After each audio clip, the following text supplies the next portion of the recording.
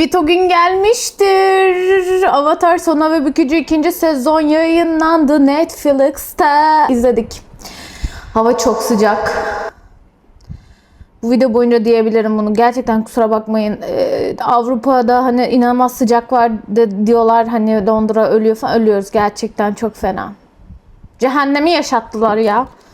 Ay bence tamamız biz. Abi 35 derece hava mı olur ya? Diziden bahsedeceğiz arkadaşlar. 2. sezon hemen izledim.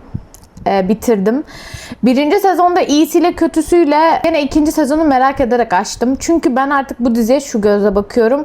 Animasyonun farklı, yani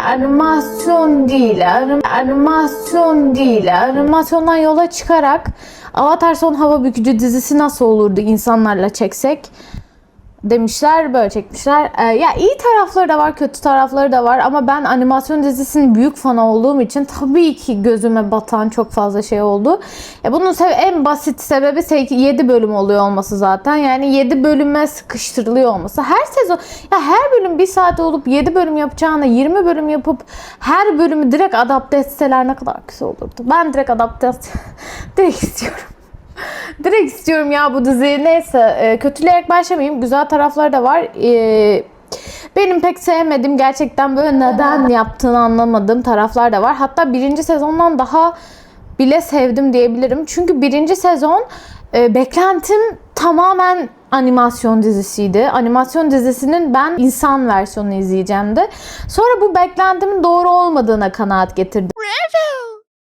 Ne demek bu? Şu, bence Avatar Avatar Son Hava Bükücü markası, bu iş bence insana indirgenmemesi gereken bir işti en başında ama bir kere artık buna başlatıldıysa, yani böyle bir proje yapılıyorsa artık bu noktadan sonra bunu farklı bir şey olarak görmemiz gerekiyor. Benim görmem gerekiyordu. O yüzden biraz o fanatikliğimi azaltmaya çalıştım izlerken. O yüzden de galiba 2. sezon daha çok hoşuma gitti. Ve bunun sebeplerinden biri kesinlikle Toph. Toph yani favori karakterlerimden. Top 3'te Toph var yani ve çok seviyorum karakteri ya. Yani geldiği anda 2. bölümde Toph giriyor diziye ve 2. bölümde yani o kadar heyecanlandım ki anlatamam size. Özellikle dövüş sahnesiyle giriş yapıyor, arenada giriş yapıyor ve o arenadaki bükme stili Toph'un benim en sevdiğim bükücü Toph yani. En yaratıcı bulduğum kişi Toph. Ve arena için çok heyecanlıydım. Çünkü arenada bu işte kolunu toprak yapma mevzusu falan, yani bu insani şekilde bir toprak haline gelme mevzusu benim yani görüntü olarak, görsel olarak en sevdiğim an. Dizide de arenayı güzel işlemişler bence. Yani çok böyle aşırı bir hayal kırıklığına uğramadım. Hatta beğendim bile diyebilirim. Ben sevdim.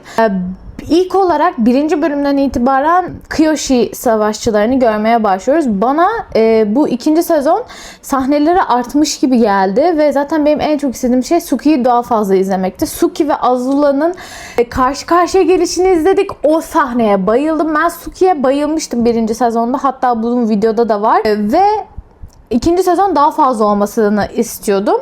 Ve bunu bence yapmışlar. Yani gelen izleyici tepkilerine bakıp bence zaten çoğu kişi de Suki'yi beğenmiştir diye düşünüyorum. Çok sevmiştim ben.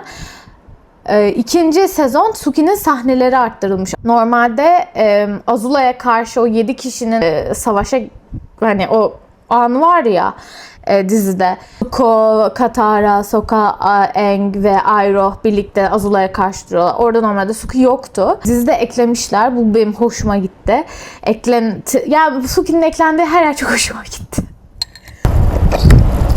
Sıcak. Allah'ım ne olur şu videoyu beynim erimeden gerçekleştirebilirim. Ya bu dizide benim en büyük problemim humor eksikliği. Yani animasyon dizisi benim neredeyse her sahnede hep böyle bir gülücükle izlediğim bir diziydi. Ve böyle hep beni güldürecek bir şey oluyordu. Çok absürt anlarda çok absürt komediler ortaya çıkabiliyordu. Ya bu Avatar dizisinde tamam, ben her şeye adapte edin diye burada zırlamayacağım.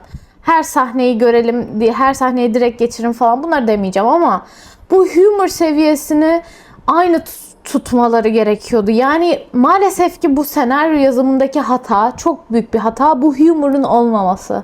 Ya bu dünyanın en yapı taşlarından biri bu mizah seviyesi, mizah anlayışıydı animasyon dizisinin.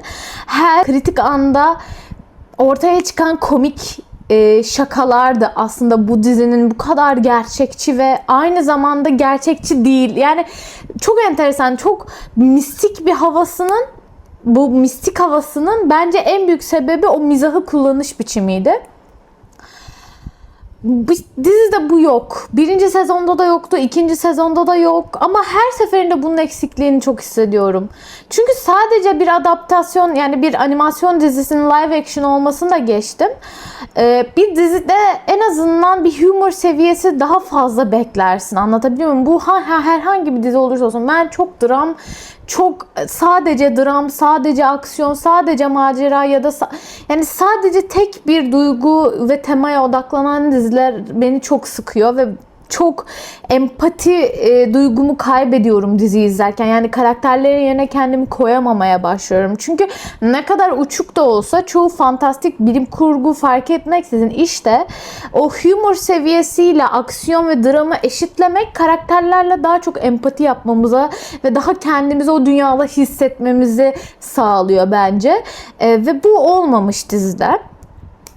Şimdi biliyoruz ki 20 bölüm her sezonu, 20 bölümü orijinal dizinin ve burada 7 bölüme indirgendiği için bazı sahneler, bazı bölümler birbirleriyle mix edilmiş. Yani mesela boyacı kadınla Ba Sing Se bölümleri birbirleriyle karıştırılmış. Bunu ne kadar beğendim tartışılır. Yani okey, olabilir. Bence çok böyle aşırı bir sinir olmadım bu duruma. Yani Ba Sing Se ile diğer bambaşka bir olayı karıştırmaları çok da beni rahatsız etmedi. Ama Ba Sing Se benim en beklediğim sahnelerden biri. Ba Sing Se'nin nasıl resmedileceği. Çünkü şimdiki dünyamızda da çok şey sembolize eden bir şehir Ba Sing Se.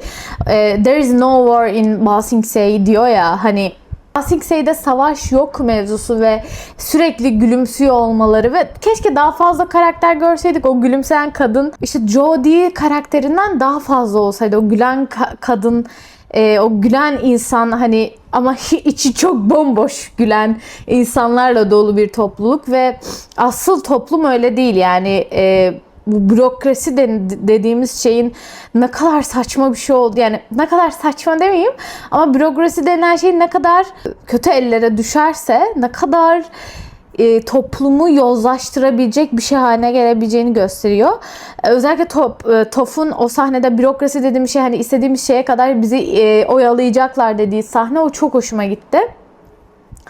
Toph karakterinde, Toph'un girişinden ve onlara katılışına kadar sahnelerin hepsini ben çok beğendim. Özellikle Toph'un ilk geldiği sahne, takıma katıldığı sahne benim çok hoşuma gitti. Diziden farklı yapmışlar orijinalinden. Orijinalde Toph gece onlar şehirden ayrılacaklarken Ba Sing Se değil, Toph'un olduğu şehirden ayrılacaklarken Toph bir anda gece pırsısını toplayıp onlarla gelmeye karar veriyor falan, ya daha soft bir geçiş oluyordu. Dizide bunu savaş sahnesine koymuş olmaları, yani Azula ile savaştıkları sahneye eklemiş olmaları Toph'u benim bayağı hoşuma giden bir değişiklik oldu. Yani orijinalini çok seviyorum ama bu da güzel bir değişiklik olmuş. Demek yapınca yapabiliyorsunuz güzel değişiklik.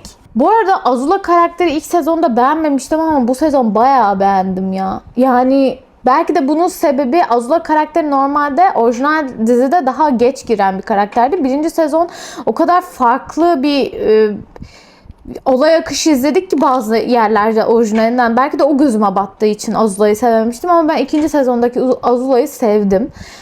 Gelelim Aang'in benim en sinirlendiğim yere. Aang'in ilk toprak büktüğü an. Abi bak, orada çok sinirlendim. Çünkü orijinal dizide Toph gene Aang'i sinir ediyor ama Aang bir hayvanla, bir canavarla savaşırken Sokka'yı kurtarmaya çalışıyor ve Sokka'yı kurtaramıyor çünkü toprak bükmeyi bilmiyor ve Toph Orada olmasına rağmen yardımcı olmuyor. Ama orada olduğunu da bilmiyor Aang. Sonradan öğreniyor ve kızıyor. Sen burada olmana rağmen nasıl Sokka'yı kurtarmazsın? Hani Sokka toprağa saplanıyor ve topraktan çıkartabilir Toph kolayca ama yapmıyor. Aang'in savaşmasını istiyor. Ve Aang bir bölüm boyunca aşırı Aang'i buliliyor. Yani Aang'in o hava bükücü şeyiyle gidip ceviz falan eziyor. Anladın mı? Ve çok komik sahneler. Ya benim çok hoşuma giden sahneler. Aang'in sürekli barış diye gezmesi falan, yani çok hoşuma giden sahneler. Ama dizide biz bunu tek bir yerde görüyoruz. O da Toph'a işte şey diyor Katara, sen bazen nazikçe söylemiyorsun bunu falan diyor. O da ben nazik bir insan değilim ki diyor ama çok naziktim diyor. Bir anda aklı başına geliyor ve sinir etmeye çalışıyor Aang'i. Ya bak, bu sahneler işte benim sinirimi bozuyor. Çünkü normalde o böyle bir bölüm boyunca çok önemli bir şey, Avatar Aang'in toprak bükmeye başlaması. Ya bu çok önemli bir şey ki Aang'in yapısı gereği toprak her zaman daha zor öğrendiği bir element. O da işte nasıl suyun tersi ateşse havanın tersi de toprak. Yani yapısı, doğası gereği ters bir elemente karşı onu bükmeyi öğreniyor. Bu yüzden de çok zorlanıyor ve bunun altı çok çiziliyor dizide. Yani orijinal dizide. Ama burada bunu altını çizmemişler ve bu beni çok üzdü. Yani çünkü alt metni çok yüksek bir animasyon dizisiydi. Ama bu dizi, live action dizisi çok daha fazla olay bazlı bir dizi. Karakterleri başrolden alıp olayları başrole koymuş gibi geldi. Sevdiğim taraflar var mı? Sevdiğim taraflar da var, yok değil. Bir tanesi kesinlikle kütüphane sahnesinde. Normalde kütüphane sahnesinin sevdiğim tarafları da var, sevmediğim tarafları da var. Çöl olayını tamamen atmış olmaları ve Toph'un aslında göremediği bir yerde nasıl kendini çaresiz hissettiğini görmüyor olmamız falan, bunlar çok üzücü. Çünkü karakterle bağ kurma noktalarımı benden alıyorsun. Ve buralar gerçekten sinir bozucu. Çünkü Toph karakter olarak çok daha sert ama içinde aslında bastırılmış, ailesi tarafından bastırılmış bir kız çocuğu olduğu için dışarıya hiçbir şey umurunda değilmiş gibi davranan bir karakterdi. Ama dizi boyunca Toph karakterini sanki bir tık daha o sert kabuğunu kırmışlar gibi geldi bana. Daha alaycı ve daha sert, daha insanı sinir edici olabilirdi. Toph karakteri çünkü başlarda gerçekten Aang'in sinirlerini bozuyor. Ama bozarken sempatik bir şekilde bunu yapıyordu. O dengeyi tutturamamışlar dizide Toph karakteri üzerinden. Biraz daha işte bu mizah dediğimiz senaryodaki mizahın doğru kullanılmamasından dolayı oluşan bir durum. Toph'un aynı zamanda Avatar Kyoshi ile olan sahnesi eklenmiş olan o sahne. Normalde işte Toph kütüphaneye giremiyor. İşte gözleri görmüyor, ayakları çölde oldukları için gözleri görmüyor dediğim ne dedim ben ya?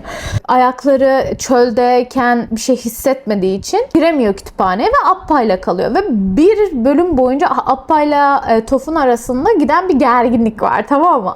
Appa'ya sürekli şey diyor, orijinalinde. Şey diyor işte, bu sürekli tüy döküyor falan. O yüzden bulunuyoruz. Appa'ya sinirleniyor falan. Appa ile takılıyor ama böyle çok arkadaşla kavga edersin ve takılırsın ya, ki de bir öyle bir takılma yaşıyor. Ama dizide böyle bir şey yok. Çünkü yani live action dizisinde böyle bir şey görmüyoruz.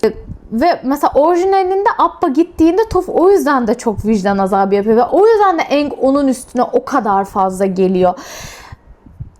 İşte bunu aldığında bu Appa ve Toph arasındaki aksı, iletişimsizliği, komik iletişimi aldığın andan itibaren boşa düşüyorum. Anlatabiliyor muyum? Neden Aang o kadar Toph'a kızdı oluyorum mesela? Çünkü Aang öyle yani sırf ne derler ona? Aang evet bir çocuk ama çok duyarlı bir çocuk. Appa onun için çok değerli. Ama orada Toph'un sürekli Appa'ya laf etmesi onu dolduruyor ve bir yerde de Appa'yı kurtaramayınca taşıyor. Yani o sabır derecesi taşıyor. Böyle tek bir şeyde bir anda parlayıp da Toph'a senin yüzünden demiyor. İşte bu da Aang karakterini bozuyor. Keşke orada küçük sahnelerle de olsa Toph'un Appa ile uğraşışını falan görseydik ki Birinci sezonda benim en eleştirdiğim şeylerden biri Appa ve Momo karakterleriydi. Bunlar çünkü bir karakter. Yani gerçekten orijinal dizide, animasyon dizisinde Appa ve Momo'nun insanlarla iletişimi var ve bunun illa iletişim için aynı dili konuşmak gerekmiyor. Farklı iletişim biçimleri var. Momo ve Appa da işte tam burada devreye giriyor. Gerçek bir karakterler animasyon dizisinde. Burada anlıyorum CGI işte o bu şu bunlardan dolayı mı yapamıyorlar falan, artık buna da çok da inanamıyorum. Çünkü yani yapay zekanın geldiği nokta ortada. İsteseler o karakterleri, Appa ve Momo'yu çok daha altyapısı yüksek karakterlere dönüştürebilirlerdi. Çok daha işte o mizah zaten hep Appa ve Momo üzerinden gidiyordu. Appa, Momo, Sokka üzerinden gidiyordu ya mizah. İşte o mizahı yok ettiğinde Appa ve Momo'ya yüklediğimiz anlamlar da yok olmaya başlıyor. Onlarla kurduğumuz bağ da yok olmaya başlıyor. Karakterlerin birbirleriyle aralarındaki bağ aslında bizim evrene daha sıcak bakmamızı sağlıyor ve o evrene, o arkadaş grubuna daha kendini artık o arkadaş grubundaymışsın gibi hissettiriyor. Onların aralarındaki bağ. Şimdi bu işte mizah yok olduğunda, komik reliefler yok olduğunda dizide bu da gidiyor. Bu işte yani bu dizide bence en büyük problem bu. Ya sevdim deyip de niye eleştiriyorsun diye soracaksınız. Sevmemin sebebi bu evrenden gelecek her şeye artık tamam demiş olmam. Ben Avatar evrenini seviyorum ve o bükme olayını seviyorum. İzlemeyi seviyorum ama işte böyle eleştirilerim de var yani. Yapacak bir şey yok. Bende olacaktı bu iş. Var ya, kesinlikle daha iyi yazacağıma inanıyorum. Yani en azından yani yazar ekibi çok daha komik insanlarla birlikte olurduk. Hep beraber yazardık. Dediğim gibi beğendiğim değişikliklerde işten biri de o Kyoshi ve Toph'un sahnesi. İkisinin de ailesel sorunlarının, aileden gelen problemlerinin çok fazla oluyor olması, ikisinin de ailesinden farklı insanlar olmak istemiş olmasından birbirleriyle bağ kuruyor olması mesela çok tatlı bir sahne. Ama işte mesela onu yapabiliyorsun. O çok güzel. Ama küçük sahnelerle Appa ve Toph arasındaki iletişimi de kurabilirsin. Anlatabiliyor muyum? Çok güzel bir ekleme yapmışsın. Keşke Appa ve Toph arasındaki iletişimi de güzel kurabilseydin. Ama işte Appa ve artık Momo, Appa'nın Aang'le bile iletişimi kurulamadı bu dizide. Ki Toph'la kurulsun. Anlatabiliyor muyum? Yani Aang'le olan bağı bile aslında çok daha derinken animasyon dizisinde burada flashback sahneleriyle göstermeye çalışıyorlar. O sahne gene mesela en sevdiğim sahnelerden biri. O kısacık yavru bizonları görmemiz, işte Aang'in çocukluğunu, daha da küçüklüğünü ve Appa'nın küçükken nasıl birlikte işte arkadaş olduklarını görmemiz. Mesela o küçücük sahne bile o kadar hoşuma gitti. O kadar hoşuma gitti ki. Çünkü yani ben Appa'yla da bağ kurabildiğim için aslında bu dizi, animasyon dizisi bana çok konforlu hissettiren bir şey. Herkesi tanıyorsun. Herkesi. Herkesle bir bağ kuruyorsun. Onlar birbirleriyle bağ kurdukça sen de onlarla bağ kuruyorsun. Ama işte animasyon dizisi böyle. Bu dizi biraz yapacak bir şey yok. Appa'nın mesela orijinalinde bir bölüm var ki bence hayvan hakları ile ilgili, yani ders diye okuttur. Anlatabiliyor muyum? Appa'nın kaçırıldığı, Appa'nın tek kaldığı ve Appa'nın sürgün günleri galiba adı. Türkçe çevirisi buydu. O bölümün adı. Ve o bölüm bile o kadar, bir bölüm boyunca Appa izliyorsunuz. Ve bu çok devrimci bir şey, bir animasyon bir dizisi. Bir dizi için, televizyonda yayınlanan bir dizi için bir bölüm boyunca sadece dizide sidekick olan bir hayvanın bir sürecini izliyor olmak bile o kadar değişik ve o kadar güzel, o karakterle bağını kuvvetlendiren bir şey ki. Anlıyorum 7 bölüm olduğu için. Bunların hepsi buna bağlanacak, 7 bölüm. Ama işte 7 bölüm her biri 1 saat ya. Bu da problem, anlatabiliyor muyum? Orijinal dizi 20 bölüm ama her biri 20 dakika zaten. Yani aslında toplama baktığında sığdırırsın abi çoğu şeyi. Sığdırabiliyor olman gerekiyor. Yapmaları gerekiyordu bence ya. Yani Appa'yla benim bir bağ kurmam gerekiyordu. Gerçekten dizideki Appa'yla, bu live action'daki. Beni en çok üzen o. Canım Appam ya. Ya çok... Ya gerçekten bir animasyon dizisindeki Appa benim bu hayatta yani en sevdiğim karakterlerden biri ya. Gerçekten çok... Ben manyak gibi gözüküyorum böyle. Bir dakika. Saçma bir an yaşadık. Gerçekten çok seviyorum çünkü. Fazla Appa'ya üzülemeyeceğim. Appa'nın yokluğuna. Of, çok sıcak. Sürekli sıcak demekten de yoruldum ve sıkıldım. Evet. Diğer bir konuya geçelim. Toph ve Katara sahneleri. 3. sezonda da Toph ve Katara'nın çatışmasını göreceğiz. O yüzden bu sezonda normalde Toph ve Katara Ba Sing Se'ye gittiklerinde birlikte bir böyle kız günü geçiriyorlar. Böyle işte makyaj yaptırıyor Toph'a, güzel, daha farklı bir opsiyon daha sunuyor Katara ona. Çünkü Toph karakteri göremediği için aslında işte bak benim üzüldüğüm bu. Toph'un göremiyor olmasına sadece ailesi üzerinden zorlukları anlatmışlar. Ailesi onu görmüyor, ailesiyle zorluk yaşıyor. Aslında görmüyor ya bu kız. Bu kızın görmediği için genel hayatla farklı bir bakış açısı, farklı bir bağ var. Ve o bağın mesela flashback sahneleriyle, köstebeklerle nasıl tanıştığını anlatıyor ya Toph. Abi neden mesela orada bize göstermiyorsun flashback sahnelerini? Çünkü o sahneler o karakterle bağ kuracağımız, temel atacak sahneler. Diyeceksiniz ki her sahneyi de istiyorsun. Evet istiyorum. Evet istiyorum ya. İşte dediğim gibi Toph'un sadece ailesi üzerinden zorlukları bahsetmişler. Aslında işte Toph göremediği için de karakter olarak ikide bir ailesi tarafından çok kalıpçı bir prensesmiş gibi yetiştirildiği için de baş kaldıran, bu güzellik standartlarına baş kaldıran bir karakterdi. İşte kendine çok fazla dikkat etmez, hijyenine dikkat etmez falan.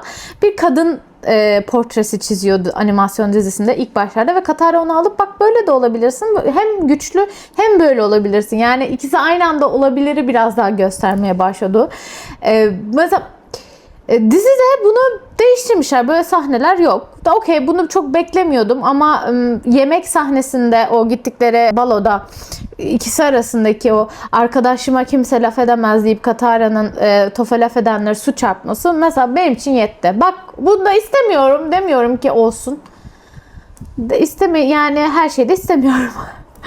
Demek ki. Şimdi gene şuna döneceğim çünkü bundan bahsetmem gerekiyor. Toph karakterindeki en temel değişikliklerden biri o dediğim gibi mesela aralarındaki işte ateş ulusuna mühimmat sağlıyormuş ya ailesi Toph'un. Bunun öğrenilmesini istemiyor Sokka'lar. Sokka'ya diyor ki bunu kimse öğrenmesin, beni anlayamazlar falan filan. Engin Katara'nın öğrenmesini istemiyor. Ve Katara ailesinden vurarak Toph'u eleştiriyor. İşte kim ne zaman verdi bu gemileri, silahları? Belki de bizim ailemizi katleden o silahlardı, benim annemi falan gibi yerlerden giriyor. Ve kavgalar genelde Toph'un ailesi üzerinden çıkıyor. Orijinalinde kavgaların çoğu Toph'un kendi karakterinden çıkar. Yani o anlaşmazlıklar, uyum süreci Toph'un çok sert ve gerçekten alaycı tavrından dolayı genelde o takım içerisinde Toph ilk başta bir dengesizlik, bir uyuşmazlık yaşıyordu. Ya bunu aileye çevirmiş olmaları olur. Çok böyle aşırı beni rahatsız etmedi. Ama 3. sezonda da böyle devam ederse eder. Çünkü daha gerçekten Toph üzerinden bunun işlenmesini, daha Toph'un merkeze alınarak işlenmesini, Toph'un uyuşmazlığının o sürekli ters düşmesinin Toph'un kendi karakteriyle de ilgili olduğunu böyle bize göstermeleri benim hoşuma gider. Babasının değil annesine çevirmişler olayı. Normalde babası 2 kişi tutuyordu. Onlar gidip Toph'u alsın gelsin diyordu. Bunu annesine çevirmiş olmaları çok hoşuma gitti. Bak en beğendiğim değişikliklerden biri. Yani hatta tek beğendiğim değişikliklerden biri. Bunun kadın olarak yani bir anneye dönüştürmüş olmaları çok hoşuma gitti. Kadın karakteri güçlendiren bir şey bu. O da oradan o taraftan hoşuma gitti açıkçası. Ne çok temelli bir değişiklik, yani ne temelden bir şey değiştiriyor mu, değiştirmiyor. Çok küçük bir değişiklik ama benim hoşuma giden bir değişiklik. Bunu erkek tutsalar bir şey değişmezdi ama kadına çeviriyor olmaları hoşuma gitti. Biliyorsunuz ki Jet mesela diziden en orijinalinden farklı olan şeylerden biri Jet. Bunda da karşılaştırma yapmayacağım dedim ama bayağı karşılaştırma yapıyorum. Unuttuğum şeyler olursa yorumlarda yazarsınız. Jet karakteri normalde Zuko'larlayken ölüyor ve öldüğünü göstermiyorlar animasyon dizisinde tabii ama ölüyor. Jet karakterini burada kütüphaneye koymuşlar. Ya bu benim için çok bir şey değiştirmedi. Jet karakterine bayılmam. O aks da çok orijinalinde de böyle Jet'in olduğu bölüm, ilk girdiği bölüm, o aks da hoşuma gitti. Çok keyifle izlediğim bölümler değildi benim açıkçası orijinalinde de, yani böyle aşırı bayıldığım bölümler değildi. O yüzden çok da takılmadım. Benim için okey olur. Evet, gelelim finaldeki Avatar State anındaki vurulma anına. Engin.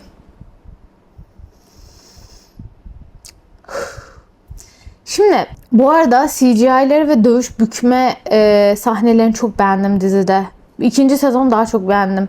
Daha yaratıcı olmuşlar gibime geldi. O yüzden hoşuma gitti. CGI'ni de daha çok beğendim. Finalde, yani sezon finalinde Aang Avatar State'e geçiyor. Ve Avatar State'e geçtiğinde ya görsel olarak şimdi animasyon dizisindeki gibi bir görsel bekliyorum kafam her zaman. Daha büyülü ve daha büyük. Ya şimdi tabii ki insanlarla çekilince otomatikman o kadar büyülü olmuyor ama görselliğine aynı oranda aslında dikkat edebilirler. Ve o görsellik animasyon dizisindeki o mor renklerin çoğunluğu, o çakranın işte simsiyah bir ortamda, simsiyah bir ortamda mavi ruhlarla çevriliyor olması ve işte önceki hayatlarının o şekilde sembolize ediliyor. Bu görsellik mevzusunu ya anlıyorum, dizide aynısını yapmak istemiyorlar. Copy paste yapmak istemiyorlar ama o zaman daha iyi bir görsel oluşturmaları gerekiyor. Bunu yapmak istemiyorlarsa, ama burada işte o görsel oluşturma, o görsel dünyasında yaratıcı değil bence. Yani renkleri kullanışında ve sembolizmalar ve renklerin anlamları konusunda animasyon dizisi kadar ince ve detaylı değil işte. Ve o Avatar State halindeyken vuruluyor. Ama bu sefer sırtından değil, direkt buradan vuruluyor. Çünkü tam Azula'ya şey yapacakken, adı nedir? Tam Azula'yı öldürecek kadar hani odaklanmışken duruyor Aang ve yapamıyor. Birini çünkü canını acıtamaz Aang karakteri. Ve o an tam durduğunda Azula ona şimşeği çakıyor. Bu benim çok hoşuma gitti, biliyor musunuz? Çok aslında değişik yani bayağı farklı. Çünkü orijinalinde işte sırtından Azula onu vuruyor. O güce karşı sadece sırtından o avatarı yenebilir. Sadece sırtına vurarak yenebilir Azula ve öyle yapıyor. Ama orijinalden farklı olarak bunu böyle yapıyor olmaları, yani Aang'in aslında en büyük zaafının vicdanı oluyor olması güzel bir değişim, güzel bir farklılık olmuş. Çünkü alt metni gerçekten kuvvetli. Çünkü gerçekten de Aang'in, biz finalde de göreceğiz ya, animasyon dizisini izlemeyeniniz var mıdır bunu izliyorsanız bilmiyorum ama finalde de göreceğiz. Spoiler, Aang'in her zaman vicdanı onu yönlendiriyor. Vicdanı sayesinde farklı opsiyonlar buluyor ve farklı şekillerde olayları çözüyor. İlk akla gelen şekilde çözmüyor yani. Ve burada böyle bir değişikliğe gitmiş olmaları benim hoşuma gitti. Çünkü Azula karakterinin acımasızlığını burada çok daha ağır gördük. Yani karakter ona üzülüp ona zarar bile veremeyecek bir insana o an kendini durdurmuş, sana zarar veremeyecek, sana zarar vermek istemeyen bir insana gözün kapalı direkt çakıyorsun. Anladın mı? Yani bu Azula karakterinin vicdandan, merhametten, hiçbir şeyden gerçekten anlamayan bir karakter olduğunu çok güzel gösteren, güçlendiren bir sahne olmuş. Bu değişim benim çok hoşuma gitti açıkçası. Belki bazılarının gitmemiştir, bilmiyorum. Yorumlarda yazarsanız. Başta da söylediğim gibi aslında dizide en büyük eksik işte mizah, humor seviyesi. Bu yüzden Iroh benim orijinalinde en sevdiğim karakterlerden biriyken live action dizide gerçekten sıkıldığım sahneler oldu. Ben çok sıkılıyorum. İşte hiç gülmediğim için. Iroh normalde çok güldüren bir karakter ama ne Iroh ve Zuko'nun arasındaki çatışmalar, ne o işte birlikte sürgün zamanları falan, o kadar sıkıldım ki. Yani affedersiniz, sevenler varsa, yani bu benim yorumum, bu benim görüşüm. Ben çok sıkıldım. Çünkü Iroh karakteri, yani o ermiş rolünü altında aslında çok büyük suçları da olan, çok büyük kayıplar yaşamış ve olayları dramatize etmeyerek aslında öngörüleriyle insanlara yol gösteren bir karakter.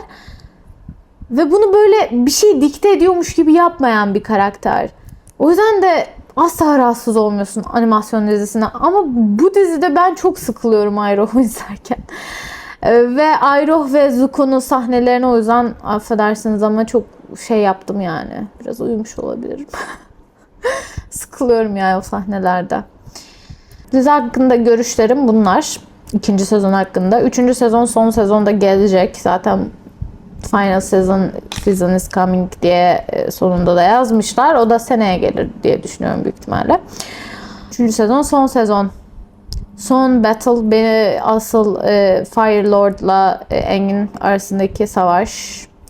Yani işte o görsel dünyaya daha fazla dikkat et. Bak arkadaşlarım, buradan şunu söylüyorum. Bak şunu yapmalarını çok seviyorum. Bir anda böyle bir aydınlanma yaşasalar. Görsel dünyaya daha fazla dikkat etseler, renklere. Ve humor işte, mizaha geri döndürseler. Bir anda var ya, affederim ilk 2 sezonu. Final sezonda bir anda bunlar gelirsek gene çok severim. Çünkü seviyorum bu evreni. Evet, bu kadar diyelim bu video. Yorumlarda sevdiniz mi, sevmediniz mi? Nasıl buldunuz 2. sezonu? 1. sezondan daha mı fazla sevdiniz, daha mı az sevdiniz? Animasyon dizisine göre nasıl bir konumda görüyorsunuz bu diziyi? Sevdiğiniz yerler nereler, sevmediğiniz yerler nereler? Beni de aydınlatın. Belki unuttuğum yerler vardır, değişiklikler ya da kesin vardır da şu anda zaten unuttum. Bana yorumlarda yazın. Hatırlatın. Konuşalım. Sohbet edelim.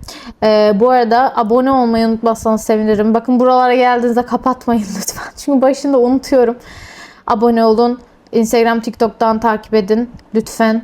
Rica ediyorum. Hype varsa hype'a basın. Bazen var, bazen yok. Anlamadım bu kanalımla YouTube ne yapıyor benim kanalımda. Neyi, bir şey mi deniyor? Bir hype var, bir hype yok butonu. Anlamadım. Her pazar canlı yayın yapıyoruz derince live. Orada size göre konuşuyoruz. Yani tamamen sohbet yayınları oluyor. Onları da kaçırmazsanız sevinirim. Görüşürüz o zaman. Bay bay canlarım. Öpüyorum. Çok sıcak.